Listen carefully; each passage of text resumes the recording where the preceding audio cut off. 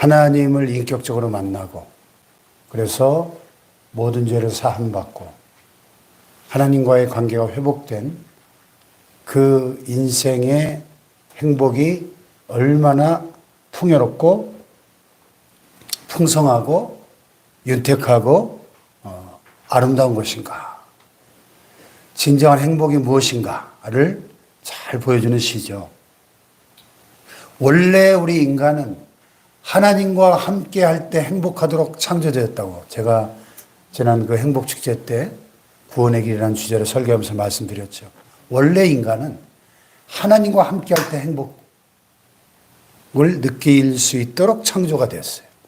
예, 나무는 땅에 있을 때, 물고기는 물에서 헤엄칠 때, 새는 하늘을 날 때 행복하도록 창조된 것처럼 인간은 하나님과 함께 할 때 행복을 느낄 수 있도록 창조된 존재입니다.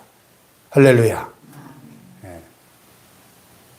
근데 인간이 범죄하고 하나님 말씀에 불순종해서 하나님을 떠나는 순간부터 마귀의 종이 되고 마귀의 자식이 되고 행복을 잃어버리고 불행에 빠지고 말았지 않습니까? 이 잃어버린 행복을 회복시키기 위해서 예수님께서 이 땅에 오셔서 우리 죄를 위하여 십자가에 죽으시고 부활하심으로 우리에게 이 상실했던 에덴의 행복을 되찾게 해주신 줄로 믿습니다. 할렐루야. 이 다윗은 하나님을 깊이 만난 사람이죠. 그래서 이 시편을 65편을 읽어보면 그 하나님을 깊이 만난 인생이 얼마나 영육간에 풍요롭고 윤택하고 행복한가를 참 시적으로 잘 묘사했어요. 1절에 보니까 하나님이여 찬송이 시온에서 주를 기다려 사람이 소원을 주께 이행하리이다. 예. 참 우리 하나님은 우리의 찬송과 예배를 받으신 것을 굉장히 좋아하시는 것 같아요. 그럴 수밖에 없죠. 이사야서에 보면 이 백성은 내가 나를 위하여 지었나니 나의 찬송을 부르게 하려 함이라 그랬거든요. 우리 인간을 창조하신 가장 근본적인 목적이 뭐냐면 하나님이 하나님을 위해서 지었대요, 우리를. 하나님의 찬송을 받으시려고. 하나님 우리 예배를 받으시는 것을 굉장히 기뻐하시고 좋아하십니다. 할렐루야. 하나님의 찬송이 시온에서 주를 기다리고 있습니다. 마치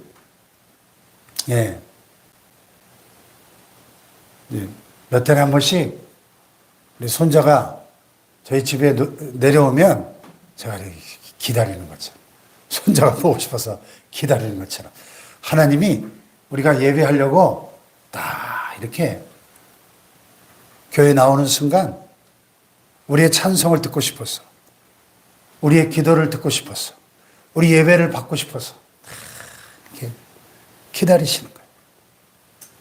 그 하나님의 마음이 느껴지십니까? 하나님의 찬송이 시온에서 주를 기다립니다. 사람이 서원을 주께 이행할 것입니다. 서원, 하나님과의 약속을 지킬 것입니다. 그런 이야기죠. 기도를 들으시는 주여 모든 육체가 주께 나으리다. 예.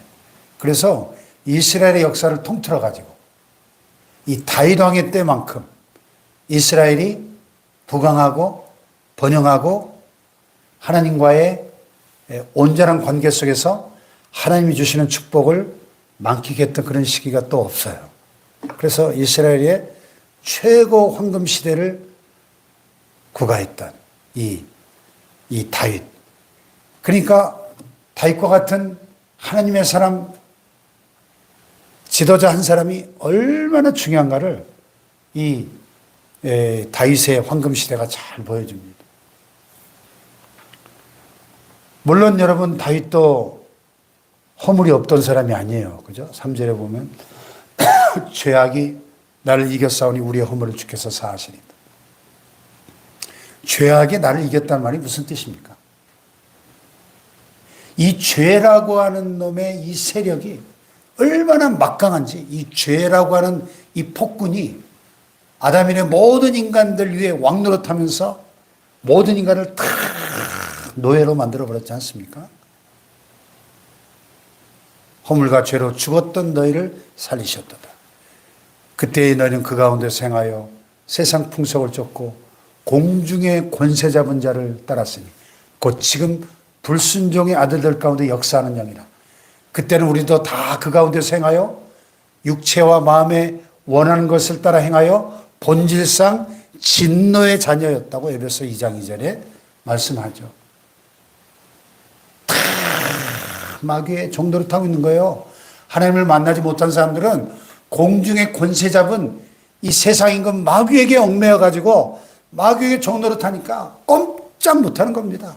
자기는 자유롭게 내가 살고 싶은 대로 내 마음대로 내 육체가 원하는 대로 그렇게 자유를 누리며 살고 있다고 착각하지만은 사실은 죄의 종노릇 하고 있는 것이고 마귀의 종노릇 하고 있다는 사실을 깨달아야 되는 겁니다.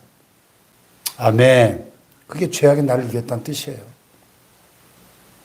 그래서 영어 성경 overwhelm이라는 단어를 썼어요.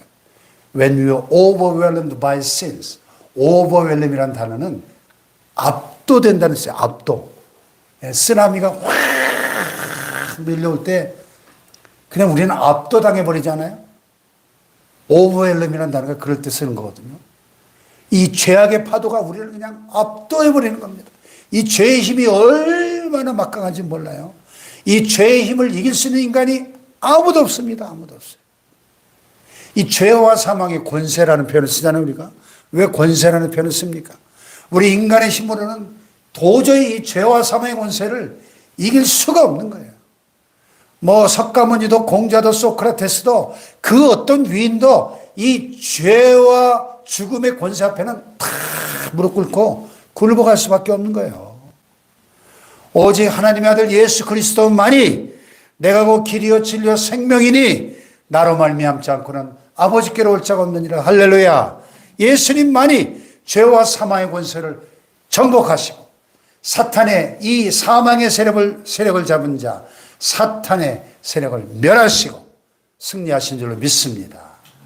죄악이 다윗을 압도해버린 거예요. 다윗도 많은 범죄와 실수를 저지른 사람 아닙니까? 죄악이 그를 압도했지만 우리의 허물을 주께서 사하시리다. 죄악이 나를 압도했을 때 주님께서 나의 허물을 용서해 주셨습니다. 할렐루야. 이 사죄의 은혜, 사죄의 확신, 이 죄사함의 은혜를 모르는 사람은 아직 예수 믿는 사람이 아니에요. 구원받지 못한 사람입니다. 구원의 첫 단계는 죄사함입니다. 예수님께서 내 모든 죄를 사하셨다.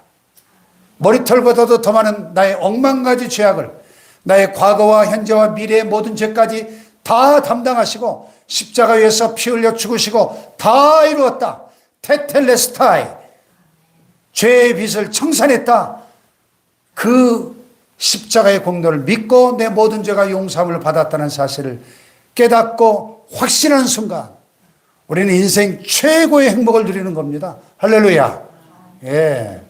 다윗은 그 사죄의 놀라운 은총을 경험한 사람이에요.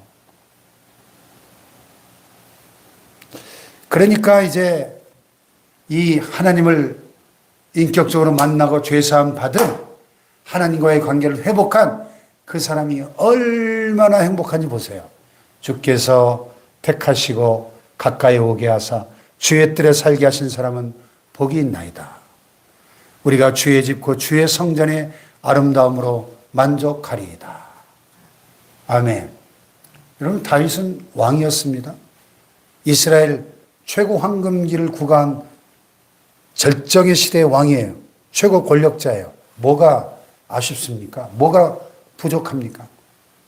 부귀영화 최고의 왕궁에서 호의호식하고 호화롭게 살았을 거 아니에요. 그런데 다윗은 내가 내 왕궁 생활에 만족합니다. 내가 내 이 왕이라고 하는 이 권력을 누리는 것에 나는 참 행복합니다. 이렇게 고백하지 않았어요. 뭘로 만족한다고요? 우리가 주의 집, 그 주의 성전의 아름다움으로 만족하리이다. 할렐루야. 다윗의 때 아직 성전이 없었죠. 다윗이 성전을 건축하고 싶었지만 하나님 허락하지 않았죠.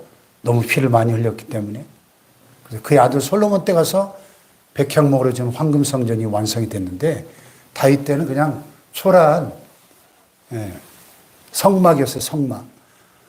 자기는 너무나 화려한 왕궁에 사는데 하나님의 집은 바람에 펄럭펄럭이는 텐트 속에 있는 게 너무 가슴 아파서 성전을 짓고 싶어 했었잖아요. 그런데 우리가 주의 집, 곧 주의 성전의 아름다움으로 만족하리다, 이 말은 그 건물로서의 성전의 아름다움을 이야기하는 것이 아니라 그 주의 집에, 주의 성전에서 하나님께 제사하며 예배할 때 하나님께서 부어주시는 그 은혜의 풍성함으로 그의 영혼이 만족함을 누렸다는 고백인 것이죠. 할렐루야.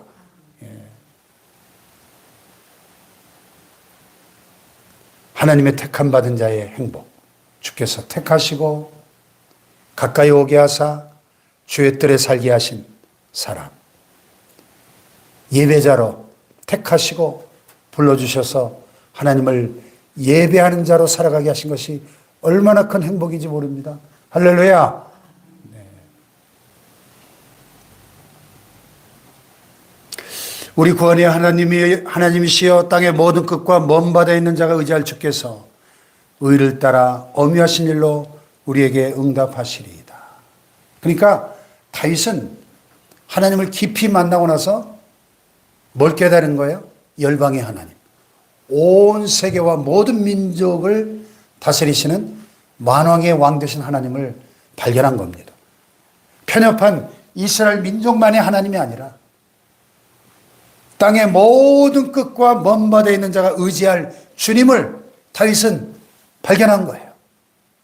모든 민족과 열방의 하나님, 모든 민족과 열방의 예배를 받으실 하나님을 다윗은 깨달은 거예요.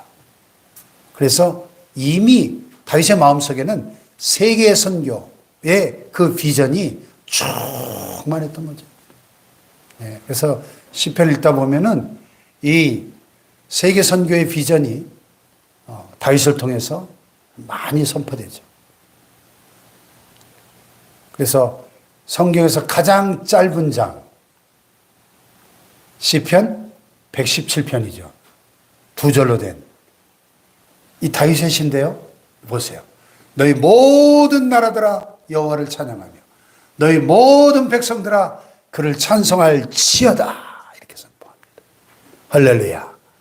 너희 모든 나라들, 모든 백성들이 하나님을 찬송하고 예배할 그날을 다윗은 비전 중에 바라본 겁니다. 할렐루야. 예. 이렇게 하나님을 인격적으로 깊이 만나면 우리가 하나님의 하나님 되심을 깨닫고 영안이 쫙 열리는 거죠. 영안이. 그래서 아직 다윗의 시대에 오늘날과 같이 이렇게 전 세계 모든 열방들이 하나님을 찬양하는 시대가 아니었잖아요.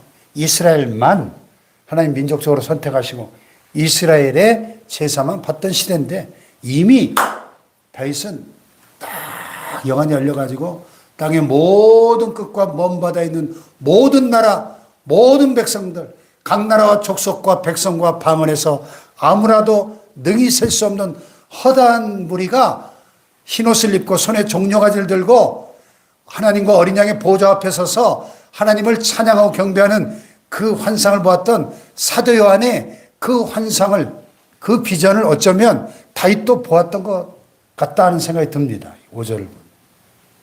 할렐루야. 얼마나 감격스럽고 영광스러운 그런 장면일까요? 예. 우리가 막 성령이 충만한 그런 집회나 그런 찬양 집회나 이런 다니엘 기도회 같은 막 은혜가 넘치는 그런 현장이 있다 보면 참 이게 천국의 맛을 보죠. 천국. 예? 천국을 맛보는 거예요. 예. 잠시나마 천국을 맛봅니다.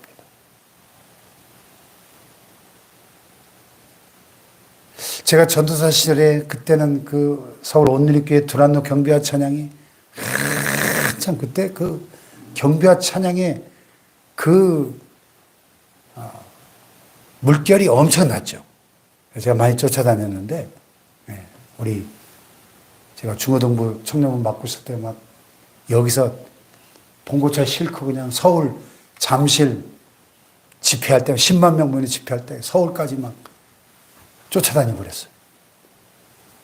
야, 그때 10만 명이 모여서 잠실 올림픽 스타디움에서 하나님을 찬양할 때 얼마나 성령의 임재가 강력했던지 그날 밤에 그 찬양을 잊을 수가 없어요. 야, 진짜 천국 가면 이렇게 했구나 하는 걸 느낄 수 있습니다. 이스라엘 찬송 중에 하나님이 거하시거든요. 우리가 전심을 다해 하나님을 찬양할 때 하나님의 성령이 강력하게 임재하십니다. 역사하십니다. 놀라운 은혜를 경험하게 됩니다. 할렐루야. 그 천국이죠, 천국. 네. 그러니까 이 땅에서의 예배도 그러할지 황홀할지인데 우리가 딱 천국에 들어가가지고 사도 요한이 요한계시록에 묘사한 것처럼 구원받은 모든 하나님의 백성들이 천천만만의 천군 천사들과 함께 그 하늘의 웅장한 오케스트라에 맞춰서 하나님 보좌 앞에서 우리를 구원하신 그 하나님을 찬양할 때 그 감동이 얼마나 크겠습니까? 얼마나 그 황홀한 예배일까요? 말로 다 표현할 수 없는. 천국에 가면 우리가 참 즐길 거리, 볼 거리, 놀 거리, 참 기가 막힌 것들이 너무너무 많겠지만 천국에서 최고의 프로그램은 찬양과 경배, 찬양과 경배. 하나님 보좌 앞에서 하나님을 직접 보면서 예배하는, 여러분 그 예배가 얼마나 놀랍겠습니까? 한번 생각해 보세요. 중세시대 신앙의 그 깊은 영성가들이 그래서 천국의 지복으로 표현, 지극하다 할 때 그 한자에 최상의 복. 천국의 지복이 뭘까요? 뭐 황금길을 걷는 걸까요? 생명수의 강물을 마시는 걸까요? 생명나무 열매를 따먹는 것일까요? 금은보화로 만든 우리 집에 들어가서 누리는 걸까요? 아니라는 거죠. 천국의 지복은 바로 하나님, 예수 그리스도 자신이죠, 자신. 우리가 하나님의 얼굴을 뵙는 것, 최고의 기쁨이고, 최고의 행복이고, 천국의 지복은 하나님이다. 그렇게 말했어요. 아멘. 그 하나님을 다윗은 만난 거예요. 그러니까 얼마나 행복한지 우리가 주의 집, 곧 주의 성전의 아름다움으로 만족하리이다. 황금 성전이어서가 아니에요.